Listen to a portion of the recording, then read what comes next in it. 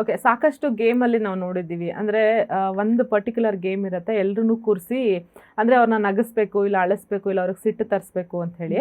ನೀವು ನಿಮ್ಮ ಪೋರ್ಷನ್ ಏನಿದೆ ಅದು ಮುಗಿಸ್ತೀರಾ, ಮುಗಿಸ್ಬಿಟ್ಟು ಬಂದು ಕೂತ್ಕೊಂಡಲ್ಲಿ ಒಂದು ಮಾತು ಹೇಳ್ತೀರಾ, ನನ್ನ ಲೈಫಲ್ಲಿ ನಾನು ಇಷ್ಟು ಅಗ್ಲಿ ಗೇಮ್ ಆಡ್ತೀನಿ ಅಂತ ಯಾವತ್ತೂ ಅಂದ್ಕೊಂಡಿರಲಿಲ್ಲ ಅಂತ. ನೀವು ಅಂದರೆ ನಾನು ನೋಡಿರೋದ್ರ ಪ್ರಕಾರ ಅಂದರೆ ನೀವು ಅಷ್ಟು ರಿಗ್ರೆಟ್ ಮಾಡಿ, ಅಂದರೆ ಈ ಥರದ್ದೆಲ್ಲ ಮಾತಾಡ್ಬಿಟ್ನಲ್ಲ ನಾನು ಅಂತ ರಿಗ್ರೆಟ್ ಮಾಡಿದ್ದು ಮನೆಯವ್ರಿಗೆ ಯಾರಿಗೂ ಗೊತ್ತೇ ಆಗಲಿಲ್ವಾ ಅಂತ. ಅದೇ ನಾನು ಹೇಳ್ತಾ ಇದ್ದೀನಲ್ಲ, ಅಂದರೆ ನಮ್ಮ ಸೈಡ್ ಆಫ್ ದ ಸ್ಟೋರಿ ಯಾರೂ ಅಲ್ಲಿ ಅರ್ಥ ಮಾಡ್ಕೊಳಕ್ಕೆ ಟ್ರೈಯೇ ಮಾಡಲ್ಲ. ಪ್ರಾಬ್ಲಿ ನಾನು ತುಂಬ ಎಫರ್ಟ್ ಹಾಕಿದ್ದೀನಿ. ಅಂದರೆ ಇವ್ರು ಹಿಂಗಂತಾರೆ ಹಂಗಂತಾರೆ, ಅವ್ರ ಹತ್ರ ಕುತ್ಕೊಂಡು ಮಾತಾಡೋಣ ಅಂದರೆ ನಾನು ಕೇಳಿಸ್ಕೊಂಡಿದ್ದೀನಿ ತುಂಬ ಸತಿ. ಇವ್ರ ಸೈಡ್ ಆಫ್ ದ ಸ್ಟೋರಿ ಕೇಳಿಸ್ಕೊಂಡಿದ್ದೀನಿ, ಅವ್ರ ಸೈಡ್ ಆಫ್ ದ ಸ್ಟೋರಿ ಕೇಳಿಸ್ಕೊಂಡಿದ್ದೀನಿ. ಅದು ಬೇಡ ಅನಿಸುತ್ತೆ ಈ ಗೇಮ್ಗೆ. ನನಗೂ ಆಮೇಲೆ ಅರ್ಥ ಆಗಿದ್ದು ಅಂದರೆ ಎಲ್ಲರದು ಕೇಳೋ ಅವಶ್ಯಕತೆನೇ ಇಲ್ಲ. ಬಿಕಾಸ್ ನನ್ನ ಸೈಡ್ ಆಫ್ ದ ಸ್ಟೋರಿ ಯಾರೂ ಕೇಳೇ ಇಲ್ಲ ಇದುವರೆಗೂ.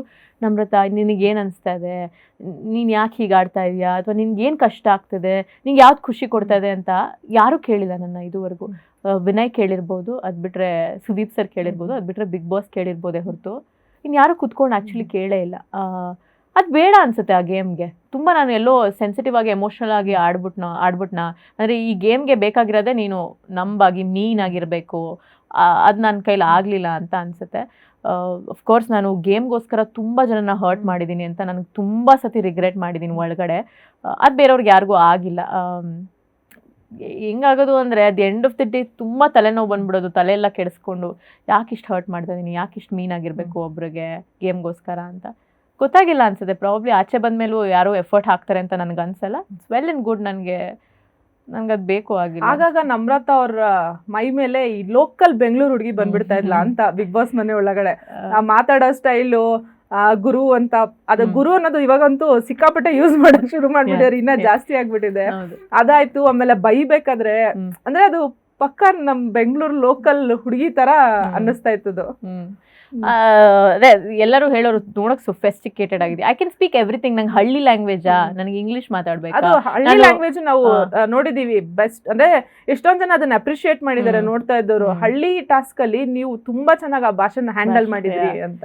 ಸೊ ನಾನು ಆ್ಯಕ್ಟ್ರೆಸ್ಸು, ನಾನು ಎಲ್ಲ ಥರ ಮಾತಾಡ್ತೀನಿ. ಲೋಕಲ್ ಆಗಿ ಮಾತಾಡ್ತೀನಿ, ಮಾಸ್ ಆಗಿ ಮಾತಾಡ್ತೀನಿ, ಕ್ಲಾಸ್ ಆಗಿ ಮಾತಾಡ್ತೀನಿ, ಎಲ್ಲ ಥರ ಮಾತಾಡ್ತೀನಿ ನಾನು. ಸೊ ಒಂದು ಫ್ರೆಂಡ್ಶಿಪ್ ಅಂತ ಬಂದಾಗ ನಾನು ಐ ಆಮ್ ವೆರಿ ಲೈಕ್ ತುಂಬ ಈ ಥರ ಔಟ್ ಆ್ಯಂಡ್ ಔಟ್ ಮಾತಾಡ್ತೀನಿ. ಅಲ್ಲೆಲ್ಲ ನನಗೆ ಫೇಕ್ ಮಾಡೋಕ್ಕೆ ಇಷ್ಟಪಡಲ್ಲ. ಆಮೇಲೆ ನನಗೆ ಬೇಜಾರಾದಾಗ ಅಥವಾ ಸ್ವಲ್ಪ ಏನಾದರೂ ಹರ್ಟ್ ಆದಾಗ ಇಂಗ್ಲೀಷ್ ಬಂದ್ಬಿಡುತ್ತೆ ನನಗೆ. ಜಾಸ್ತಿ ಇಂಗ್ಲೀಷ್ ಮಾತಾಡ್ತಾ ಇರ್ತೀನಿ. ಅಳ್ಬೇಕಾದ್ರೆ ಎಲ್ಲ, ಬೈಬೇಕಾದ್ರೆ ಫುಲ್ ಮೆಸೇಜ್ ಮಾಡ್ಕೊಂಡು ಫುಲ್ ಇಂಗ್ಲೀಷ್ ಬಂದ್ಬಿಡುತ್ತೆ. ಕೋಪ ಬಂದಾಗ ಫುಲ್ ಲೋಕಲ್, ಏನ್ ಗುರು ಏನ್ ಇವಾಗ ಅಂತ ಆ ಥರ ಎಲ್ಲ ಥರ ಮಾತಾಡಿದ್ದೀನಿ ನಾನು. ಅದು ಸ್ವಲ್ಪ ಎಲ್ಲರಿಗೂ ಶಾಕಿಂಗ್ ಅನ್ಸಿದ್ದು. ನಂಗೆ ಯಾರೋ ಹೇಳ್ತಾ ಇದ್ರು ತನಿಷಾಗೆ ಬೈದಾಗ ಸ್ವಲ್ಪ ಅವಳು ಹಂಗೆ ಹಿಂಗೆ ಅಂತ. ಅದೆಲ್ಲ ಇದೆ ನನ್ನಲ್ಲಿ ಇದೆ, ಅವೆಲ್ಲ ನನಗೆ ಗೊತ್ತಿರಲಿಲ್ಲ. ಅದೆಲ್ಲ ನಾನು ಆಚೆ ಜಗತ್ತಲ್ಲಿ ನಮ್ಮ ಮನೆಯವ್ರಿಗೂ ಶಾಕಿಂಗ್. ಅದು ಯಾವತ್ತೂ ಮಾತಾಡಿಲ್ಲ. ಇದೊಂದು ಬೌಂಡ್ರಿ ಹಾಕ್ಕೊಂಡು ನಾನು ಬದುಕ್ತಾ ಇದ್ದಿದ್ದು. ನಾನು ಅಲ್ಲಿ ಹೋಗಿ ಎಲ್ಲ ಥರ ಮಾತಾಡಿದ್ದೀನಿ, ಎಲ್ಲ ಥರ ಎವ್ರಿಥಿಂಗ್ ಐವ್ ಎಕ್ಸ್ಪೀರಿಯನ್ಸ್, ಎಲ್ಲ ಎಮೋಷನ್. ಅದೊಂದು ಖುಷಿ ಇದೆ ನನಗೆ. ಅಂದರೆ ನಮ್ರತಾ ಇಸ್ ಲೈಕ್ ದಿಸ್ ಅಂತ ನನಗೆ ಗೊತ್ತಾಗಿದೆ ಅವಾಗ. ನಿಮ್ಮೆಲ್ರಿಗೂ ಬಿಟ್ಟು ನನಗೆ ಗೊತ್ತಾಗಿದೆ ಅವಾಗ. ನಾನು ಕಂಡುಕೊಂಡಿದ್ದು ಅಂದರೆ ಒಳಗಡೆ ಹೋಗಿ ಬಂದಿದೆ. ಓಕೆ, ನೀವು ಮಾತಾಡ್ತಾ ಹೇಳ್ತಾ ಇದ್ರಿ, ಆಮೇಲೆ ಬಿಗ್ ಬಾಸ್ ಮನೆಯಲ್ಲೂ ಹೇಳಿದಿರಿ, ನನ್ನ ಬೌಂಡ್ರಿ ಬಿಟ್ಟು ನಾನು ಹೊರಗೆ ಬಂದಿದ್ದೀನಿ, ನನ್ನ ಬೌಂಡ್ರಿ ಬಿಟ್ಟು ನಾನು ಈ ಕೆಲಸ ಮಾಡಿದ್ದೀನಿ ಅಂತ ಹೇಳ್ತಾ ಇದ್ರಿ. ಅಂದರೆ ಆ ಬೌಂಡ್ರಿ ನಿಮಗೆ ನೀವು ಯಾಕೆ ಹಾಕೊಂಡಿದ್ರಿ ಅಂತ? Because of so many. ಅಂದರೆ ನಂಗೆ ತುಂಬ ಎಕ್ಸ್ಪೀರಿಯನ್ಸ್ಗಳಾಗಿದೆ. ನನ್ನ ಚೈಲ್ಡ್ಹುಡ್ಡಿಂದ ಇರ್ಬೋದು.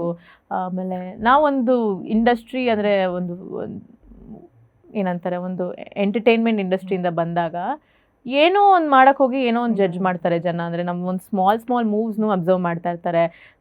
Even when you post a bold picture, ಅದಕ್ಕೆ 1000 ಮಾತಾಡ್ತಾರೆ. ಸೊ ಆ ಬೌಂಡ್ರಿ ನನಗೆ ಬೇಕಾಗಿತ್ತು ಅಂತ ಚಿಕ್ಕ ವಯಸ್ಸಿಂದ ಬಂದ್ಬಿಟ್ಟಿದೆ. ನಾನೇನೋ ಬೇರೆ ತರ ಇದ್ದು ಬೌಂಡ್ರಿ ಹಾಕೊಂಡಿದ್ದೆ. ಆವಾಗ ನಾನು ಹೋಗೋಕ್ಕಿಂತ ಮುಂಚೆ ನಾನೊಂದು ಪಿಕ್ಚರ್ ಪೋಸ್ಟ್ ಮಾಡ್ತೀನಿ, ಅದು ಕೂಡ ವೈರಲ್ ಆಗುತ್ತೆ. ಅದಕ್ಕೂ ಕೂಡ ಏನೇನೋ ಲೇಬಲ್ ಮಾಡ್ತಾರೆ, ತುಂಬ ಕೆಡ್ದಾಗ ಮಾತಾಡ್ತಾರೆ ಜನ. ಸೊ ಅದಕ್ಕಾಗಿ ನಾನೊಂದು ಬೌಂಡ್ರಿಲಿ ಬದುಕ್ತಾ ಇದ್ದೆ ಚಿಕ್ಕ ವಯಸ್ಸಿಂದನು, ನಾಟ್ ಫ್ರಮ್ ನೌ. ಸೊ ಅಲ್ಲಿ ಒಳಗಡೆ ಹೋದ್ಮೇಲೆ I became a different Namrata. ಅಂದರೆ ಎಲ್ಲ ಥರ ಅನುಭವಿಸಿದ್ದೀನಿ ನಾನು. I am happy. ನಾನು ಈ ವರ್ಷನ್ ಆಫ್ ನಮ್ರತಾ ಇದೆಯಲ್ಲ ನಿಮ್ಮ ಮುಂದೆ ಕೂತ್ಕೊಂಡು ಮಾತಾಡ್ತಾ ಇರೋದು, I am proud of her. ಅಂದರೆ ಜನ 1000 ಹೇಳ್ಬೋದು, 1000 ಮಾತಾಡ್ಬೋದು, ಬಟ್ ಐ ಆಮ್ ಬೆಟರ್ ಅಂತ ಅನ್ಸುತ್ತೆ. ನೀವು